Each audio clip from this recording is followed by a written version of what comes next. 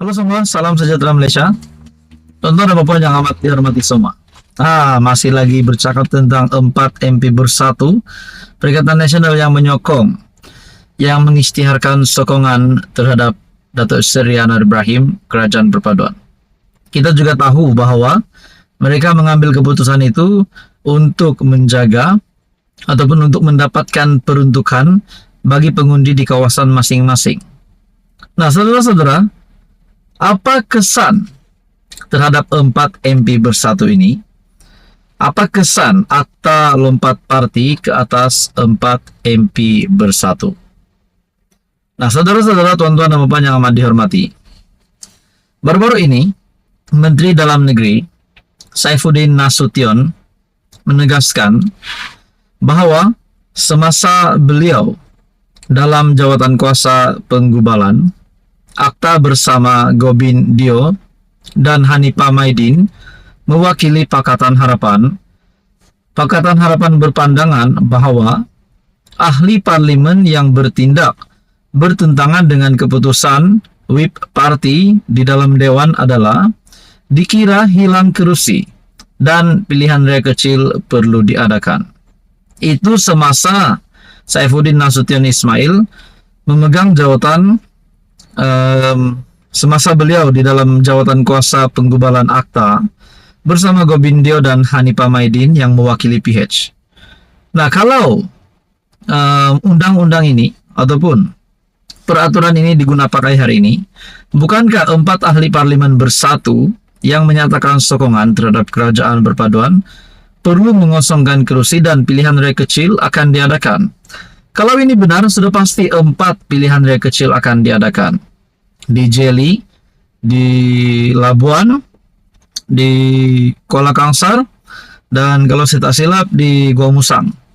Nah, tuan-tuan dan puan yang amat dihormati, seperti yang dinyatakan di dalam artikel ini dari Harapan Daily, PH berpandangan bahwa MP yang bertindak bertentangan dengan keputusan whip party di dalam Dewan adalah dikira hilang kerusi dan pilihan raya kecil akan perlu diadakan. Tindakan MP yang bercanggah dengan keputusan whip party itu seperti undian belanjawan, usul undi tidak percaya, dan apa-apa RUU yang memberi kesan kepada kedudukan kerajaan. Selain itu, MP yang dipecat oleh parti kerana melanggar disiplin dan perlembagaan parti dikira hilang kerusi. Perikatan Nasional masa itu diwakili Hamzah dan Taqiyuddin, PN tidak setuju dengan cadangan PH di atas. Bermakna, apa yang berlaku hari ini mungkin tidak dijangka oleh kepimpinan PN waktu itu. Terutamanya yang dinyatakan di sini Hamzah Zainuddin dan juga Taqiyuddin Hasan. PN masa itu diwakili Hamzah dan Taqiyuddin tidak setuju dengan cadangan PH.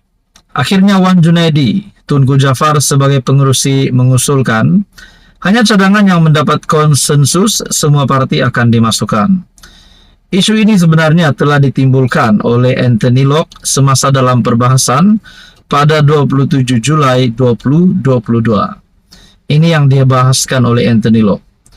Saya bagi contoh, kalau lepas pilihan raya yang ke-15 nanti, ada seorang ahli parlimen DAP. Keputusan DAP sokong yang berhormat Port Dickson sebagai Perdana Menteri, akan tetapi ahli parlimen itu tidak mengikut keputusan parti, dia sokong yang amat berhormat Bera menjadi Perdana Menteri. Apakah kita boleh buat? Kalau kita pecat dia kekal sebagai ahli Dewan Rakyat. Dia tidak akan mendapat apa-apa kesan daripada tindakan itu melanggar keputusan parti. Perkara ini juga boleh berlaku di sebelah sana. Kalau sebelah sana ada MP yang tidak menyokong yang amat berhormat Bera sebagai Perdana Menteri, sokong yang berhormat Port Dickson sebagai Perdana Menteri, maka kalau mereka dipecat, dia juga tidak akan mendapat kesan sebab kerusinya masih kekal. Teman-teman, apa komen Anda? Teruskan bersama di dalam channel ini untuk info yang seterusnya. Halo semua, salam sejahtera Malaysia. Selamat datang ke channel Fels Lifestyle. Teman-teman yang amat dihormati semua. Baru kali ini saya mendapat maklumat, satu berita yang menyebut nama Muhyiddin Yassin menggantikan tempat Hamzah Zainuddin sebagai ketua pembangkang. Kita juga tahu apa yang berlaku kepada Bersatu hari ini, di mana satu persatu ahli parlimen daripada Bersatu menyatakan sokongan terhadap kerajaan perpaduan. Setakat hari ini sudah 4. Mungkinkah selepas ini ramai lagi MP pembangkang akan menyatakan sokongan? Persoalannya, siapa yang salah di sini? Nah, saudara-saudara yang amat dihormati semua, terdapat satu artikel dari Malaysia Kini yang menyatakan berkaitan dengan isu ahli parlimen alih sokongan. Syahrir cadang Muhyiddin jadi ketua pembangkang. Oke, sebelum saya meneruskan, Anda boleh komen di bawah.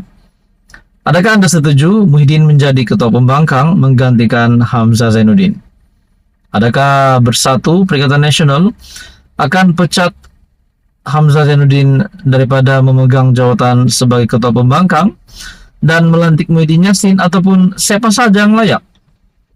Nah, di dalam artikel ini, pengurusi Perikatan Nasional Muhyiddin Yassin sepatutnya memimpin pembangkang dan menjadi ketua pembangkang di parlimen, kata veteran UMNO Syahrir Samad.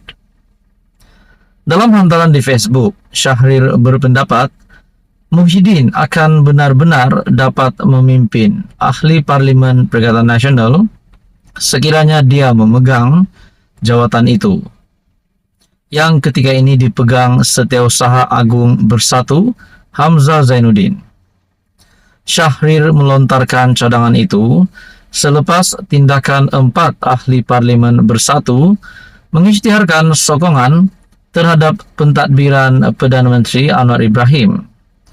Mereka ialah Iskandar Zulkarnain Abdul Khalid daripada Kuala Kangsar, Suhaili Abdul Rahman dari Labuan, Muhammad Azizi Abu Naim Gua Musang, dan Zahari Kecik dari Jeli. Syahrir berkata, pimpinan tertinggi PAS dan Bersatu seakan-akan tidak melihat parlimen sebagai institusi paling penting dalam sistem politik negara.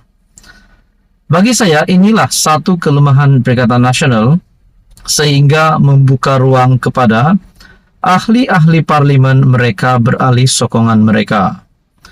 Kepimpinan politik bukan hanya di peringkat parti, kepimpinan itu juga perlu dilihat dan dirasai dalam parlimen, kata Syahrir.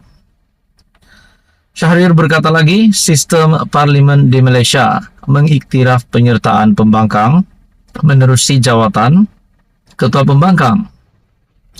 Jawatan itu disertakan dengan elaun dan pejabat, serta diberi keutamaan dalam perbahasan untuk rang undang-undang yang penting.